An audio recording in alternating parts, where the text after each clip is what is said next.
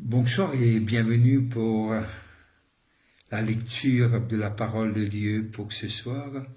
C'est le psaume 3. Psaume de David à l'occasion de sa fuite devant Absalom, son fils. Ô Éternel, que mes ennemis sont nombreux. Quelle multitude s'élève contre moi.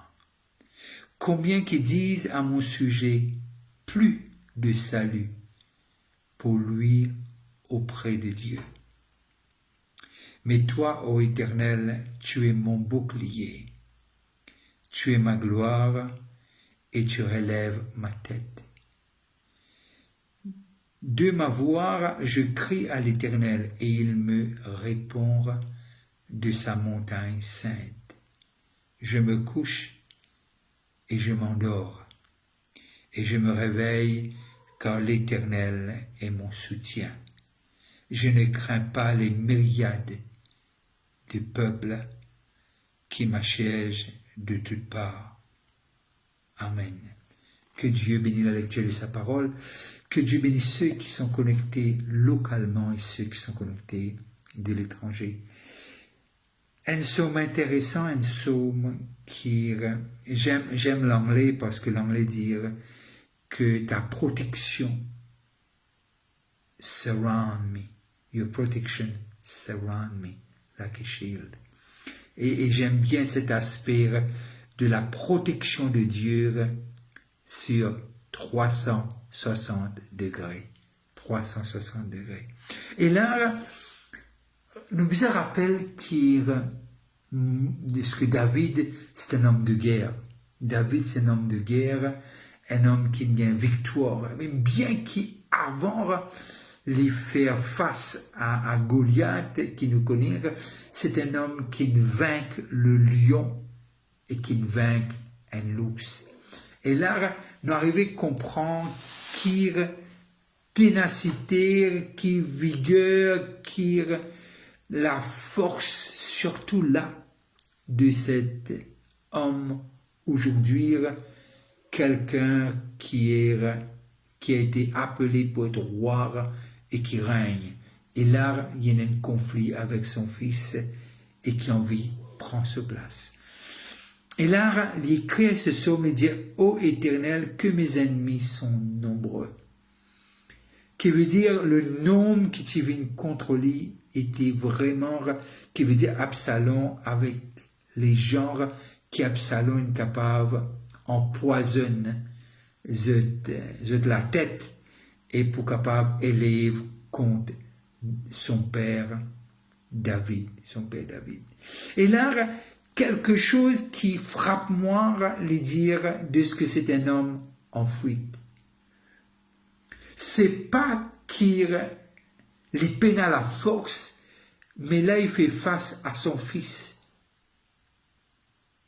Et nous trouver par rapport à ce texte, et c'est un homme qui se confie à 100%, entre les mains de son Dieu.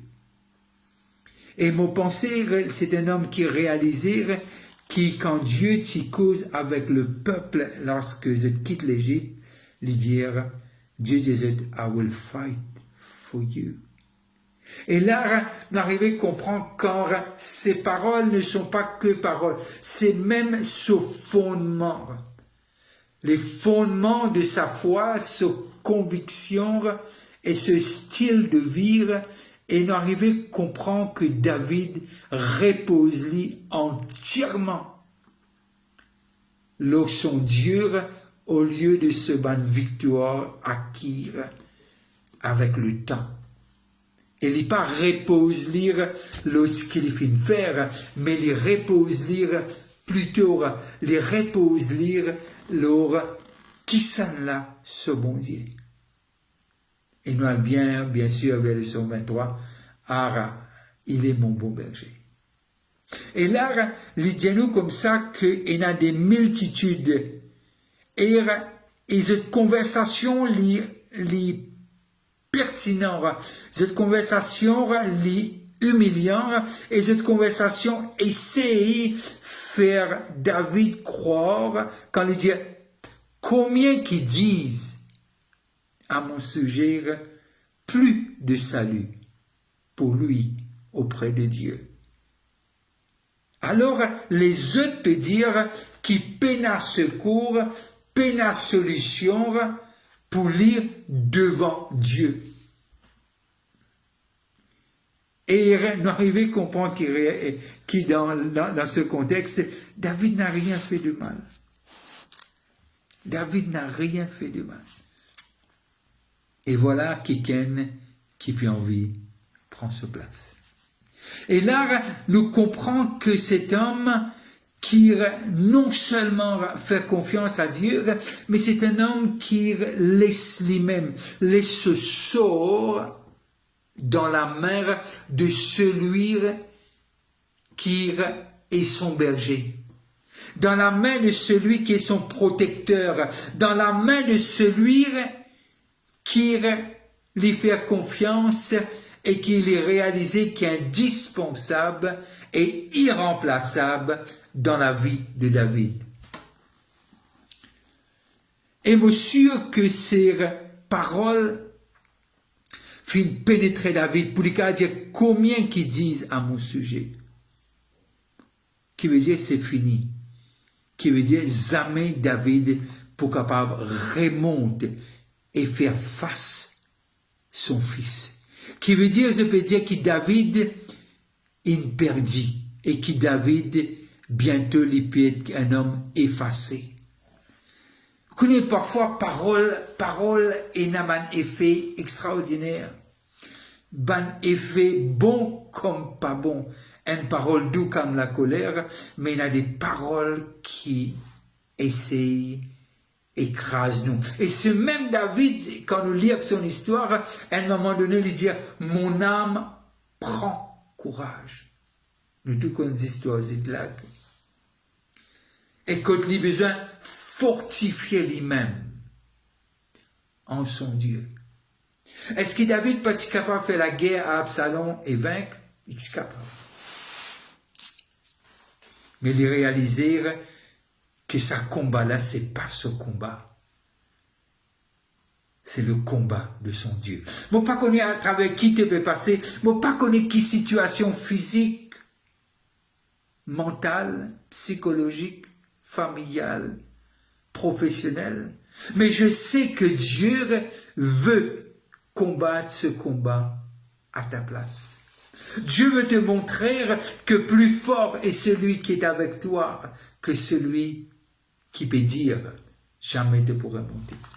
Plus fort est celui et plus nombreux, comment vous dire, Élisée, l'armée qui est avec toi, avec nous, que l'armée qui sont avec nos adversaires. Et plus fort est celui qui est avec nous que celui qui essaye de nous casser en 1000 morceaux. Ce texte m'a réfléchi beaucoup de choses, de ce que David connaît, de ce qui s'est pas les rois par lui-même. Dieu, il appelle lui pour être roi parmi tous ses frères, parmi tout le peuple d'Israël. C'est pas un poste d'élection, mais c'est un poste qui doit trouver choisi par Dieu. C'est une position choisie par Dieu et pour faire la volonté de Dieu. Ambitieux était son fils. Il voulait prendre sa place. Mais la place de David, nous devons comprendre que David est venu là après Saül. Et Saül lui-même n'est pas capable vraiment accomplir ce que Dieu indique. Jusqu'à un moment que Dieu dit, il pour tirer Saül et il pour mettre David. Et là, on arrive à comprendre lorsque c'est son fils. Et parfois que c'est plus dur quand c'est la famille. Parfois c'est plus dur quand la personne qui s'élève est une personne qui est quelqu'un qu'on connaît. Et dans son cas, c'est son enfant. C'est son enfant. Et ce qui me content dans ce texte, lui donne-moi un peu, c'est bien qu'il l'était en fuite parce que c'est un élément de peur, mais c'est aussi un élément de, tu connais que Dieu n'est pas loin. La peur veut pas dire c'est un manque de foi. La peur veut pas dire de ce qui nous doute Dieu. La peur, c'est quelque chose qui nous tout passe à travers. Quand les enfants font un accident, ou bien, les enfants ne peuvent pas se prendre l'opération. Et me penser qui ou assiser ou poser beaucoup de questions. Et dans ce cas, David était content, ce garçon, Absalom. Il était content, ce fils, qui lève ce talon contre lui. Et pour moi, lorsque il dit comme ça, et qui veut dire, il finit raconte dans son entourage, Absalom racontait, et qui maintenant, du monde peut comment dire, Pina, si m'est sorti devant Dieu. Comment être capable cause de la part de Dieu? Mais je vais dire à quelqu'un, Dieu n'a pas dit son dernier mot pour toi, dans ta vie, dans cette bataille. Dieu n'a pas dit son dernier mot.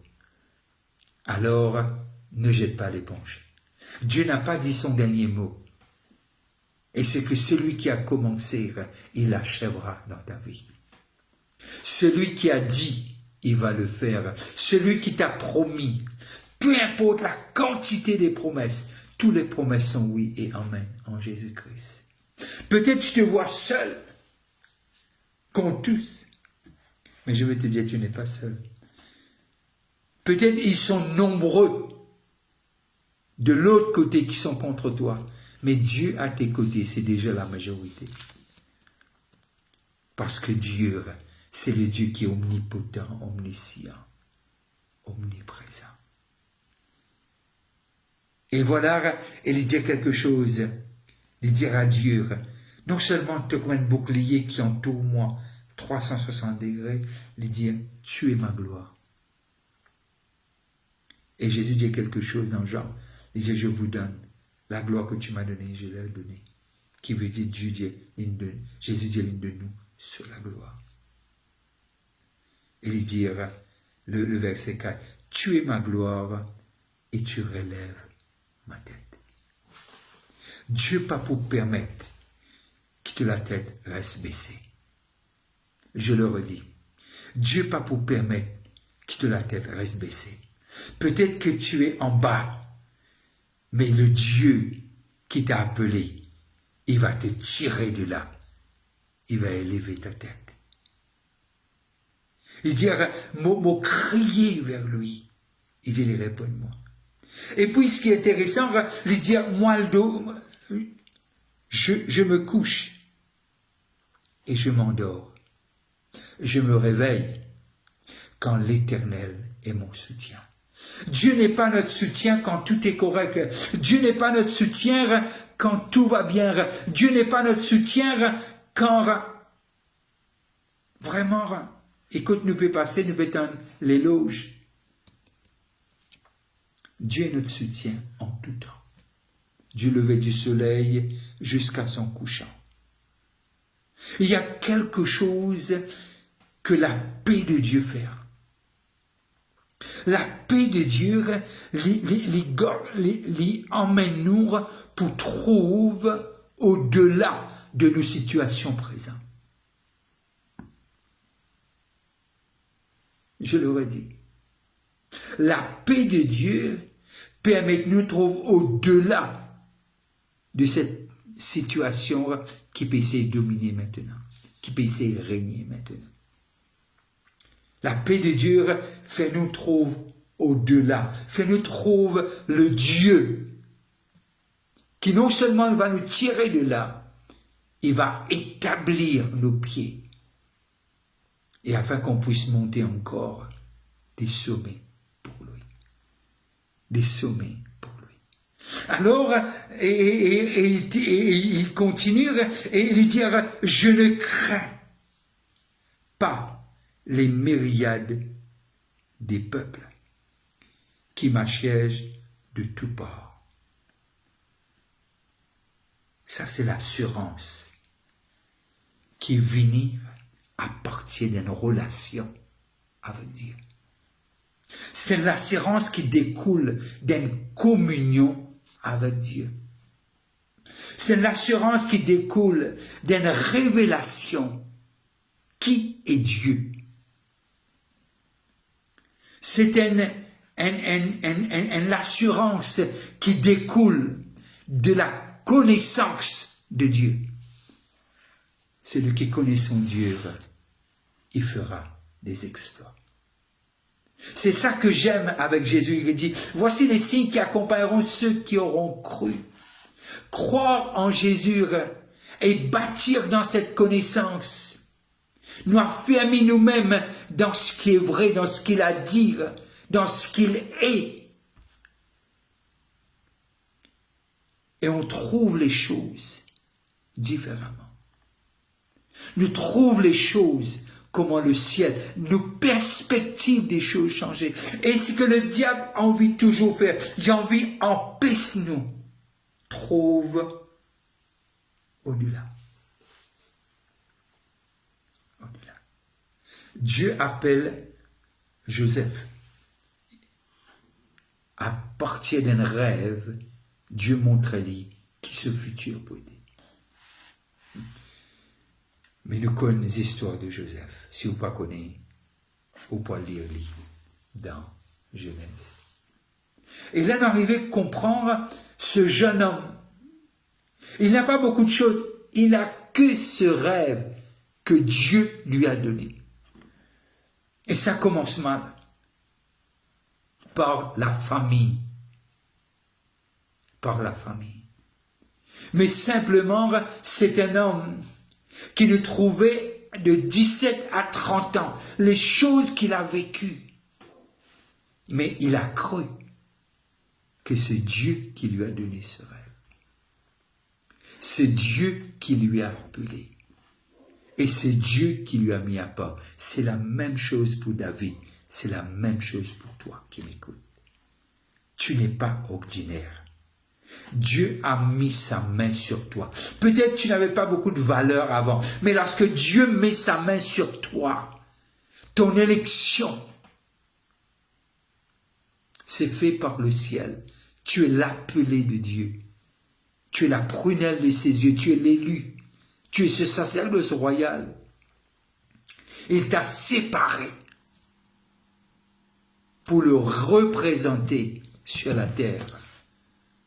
Et c'est ce que ton voisinage attend, selon Romains, le chapitre 8, le verset 19. Mais c'est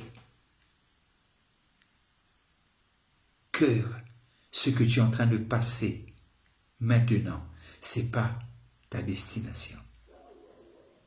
Non, tu passes simplement à travers ta destinée et ce que Dieu t'a montré.